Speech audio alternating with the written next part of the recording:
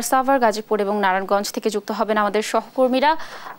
যুক্ত হবেন শাহিনুর রহমান, নজরুল ইসলাম এবং বিল্লাল হোসেন। আমরা শুরুতেই চলে যাচ্ছি সাভারে, সেখানে রয়েছেন সহকর্মী শাহিনুর।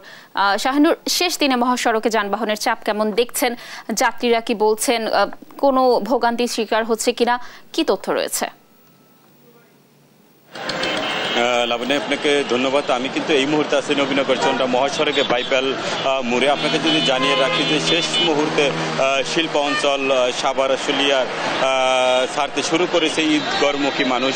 আপনাকে যদি দেখাই যে এখন আজকে সকাল থেকে কিন্তু আমরা দেখতে পাচ্ছি মানুষ কিন্তু যারা ইতিমধ্যেই বাসায় গ্রামের বাড়ি যায় নাই তারা কিন্তু আজকে যাচ্ছে। এবং সেই সাথে আপনাদেরকে জানিয়ে রাখি যে এই শিল্প অঞ্চলে অধিকাংশ মানুষই কিন্তু এর আগেই চলে গিয়েছে, কিন্তু কিছু কিছু যারা এখনো শেষ মুহূর্তে তারা আজকের যাচ্ছে এমনটি কিন্তু দেখতে পাচ্ছি। এবং আজকে কিন্তু আমরা বিভিন্ন কাউন্টারে দেখেছি যে যাত্রীর তুলনায় কিন্তু বাসের আসন সংখ্যা এবং বাস বেশি আছে, এমনটি কিন্তু আমরা সবসময় দেখতে পাচ্ছি সকাল থেকেই।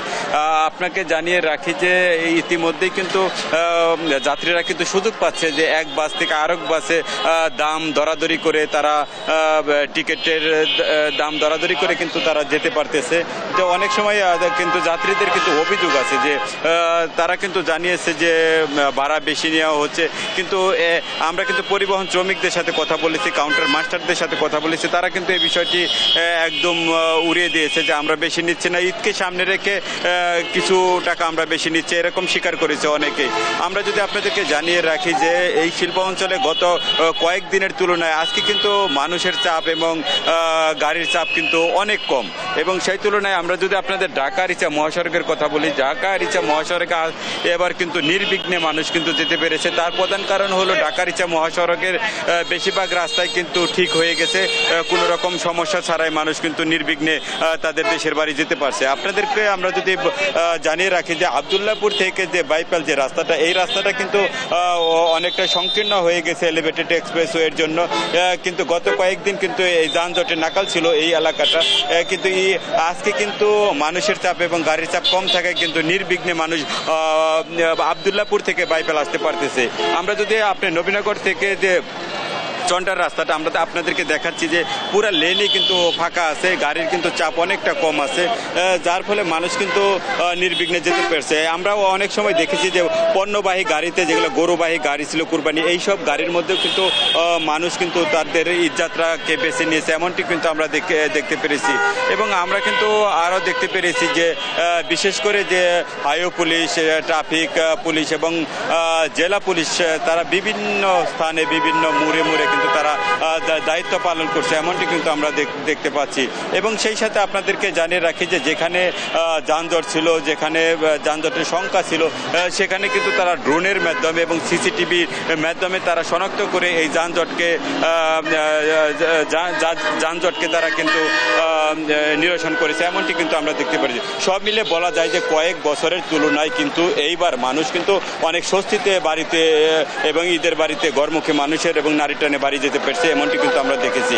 এবং এই ছিল আশুলিয়ার বাইপাল থেকে সর্বশেষ খবর। আমরা চলে যাব একই খবর নিয়ে আমাদের আরেক সহকর্মী গাজীপুরে নজরুল ইসলামের কাছে। নজরুল,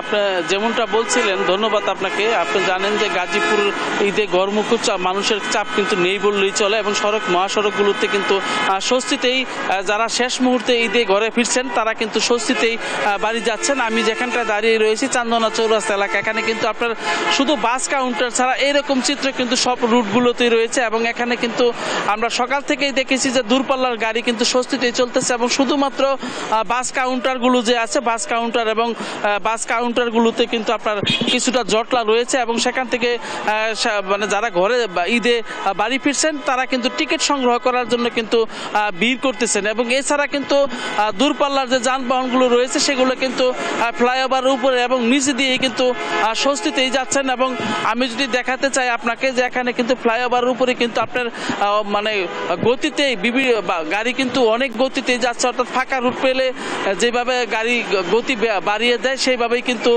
গাড়ি চালাচ্ছেন এবং সবগুলো রুটেই কিন্তু একই চিত্র আমরা দেখতে পেয়েছি। তো আমি যদি দেখাতে চাই আপনাকে যে ঢাকা ময়মনসিংহ মহাসড়ক কিন্তু এখন আপনারা যারা এই মুহূর্তে শেষ মুহূর্তে যারা যাচ্ছেন স্বস্তিদায়কের জন্য তারা কিন্তু মানে আসলেই কিন্তু স্বস্তিতেই যাচ্ছেন। এখানে কোথাও কোনো মানে হাইওয়ে রুট বলেন বা আঞ্চলিক সড়কগুলো কোথাও কোনো যানজট নেই এবং ফাঁকা হয়ে আসছে গাজীপুরের সড়ক মহাসড়কগুলো। আমরা দেখেছি যে ঢাকা টাঙ্গাইল ঢাকা ময়মনসিংহ মহাসড়কের যে হাইওয়ে রাস্তাগুলো রয়েছে প্রতিটা রাস্তায় কিন্তু আমরা দেখেছি একই চিত্র কিন্তু দেখেছি যে মানুষ কিন্তু শেষ মুহূর্তের ঈদ যাত্রা কিন্তু স্বস্তিতেই যাচ্ছেন। তো পাশাপাশি যে পুলিশ প্রশাসন কিন্তু আপনার ভ্রাম্যমাণ আদালত সহ প্রশাসনের পুলিশ প্রশাসন এবং জেলা প্রশাসন কিন্তু তারা কিন্তু অবস্থান করছেন সড়কে, যাতে কোনোভাবেই সড়কের অশান্তি বা এবং যাতে কোনোভাবে মানুষ স্বস্তিতে যেতে পারে তার জন্য কিন্তু ব্যবস্থা রেখেছেন। এবং আমরা দেখেছি গুরুত্বপূর্ণ পয়েন্টগুলোতে পুলিশ কিন্তু অবস্থান করছেন এবং গাজীপুর থেকে কিন্তু আপনার আস্তে আস্তে সব গাজীপুরের সকল রাস্তায় কিন্তু ফাঁকা হয়ে আসছে এবং পুলিশও কিন্তু ব্রিফ দিয়েছে যে ঘণ্টাখানিকের মধ্যে যে টার্মিনালগুলোতে যে ফাঁকা মানে যানজট আছে সেটাও থাকবে না, এরকমটাই কিন্তু পুলিশ কমিশনার জানিয়েছেন। তো আমি এই মুহূর্তে গাজীপুর থেকে এইটাই আমার কাছে ছিল সড়কের শেষ খবর এবং আমরা চলে যাচ্ছি নারায়ণগঞ্জ থেকে যুক্ত হচ্ছেন বিল্লাল হোসেন। বিল্লাল।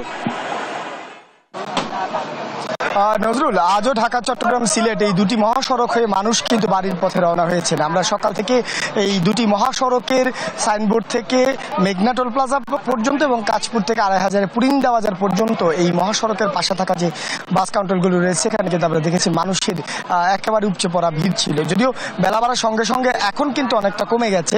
পুলিশ বলছে বিকেলের পরে এই চাপ কিন্তু আরেকটা হবে, অর্থাৎ ঈদে ঘরমুখো মানুষের যে শেষ যাত্রা সেটি কিন্তু আজ চলছে। তবে মহাসড়কের কোথাও কোনো ধরনের যানজটের খবর কিন্তু আজকে পাওয়া যায়নি। এই ঢাকা চট্টগ্রাম মহাসড়কের নারায়ণগঞ্জের অংশে ৩০ কিলোমিটার এবং ঢাকা সিলেট মহাসড়কের নারায়ণগঞ্জের অংশের ২১ কিলোমিটারের মধ্যে আজকে সকাল থেকে কিন্তু কোনো ধরনের যানজটের খবর এখন পর্যন্ত আমরা পাইনি। তবে যাত্রীরা কিন্তু আজও অপেক্ষা করছেন কখন আসলে বাস আসবে, সেই জন্য তারা কিন্তু অপেক্ষা করছেন। বাস কাউন্টারগুলোর পক্ষ থেকে বলা হচ্ছে রাজধানী ঢাকা থেকে গাড়িগুলো ছেড়ে আসার কারণে কিছুটা দেরি হচ্ছে। তবে যাত্রীরা বাড়তি ভাড়া নিচ্ছেন এমন অভিযোগ কিন্তু আজকে কম। যদিও নারায়ণগঞ্জ জেলা প্রশাসনের পক্ষ থেকে ঠিক গত কয়েকদিনের মতো কিন্তু আজও ভ্রাম্যমাণ আদালত পরিচালনা করা হচ্ছে এবং যারাই যাত্রীদের ভোগান্তির কারণ হয়ে দাঁড়াচ্ছেন তাদেরকে কিন্তু জরিমানা করছেন।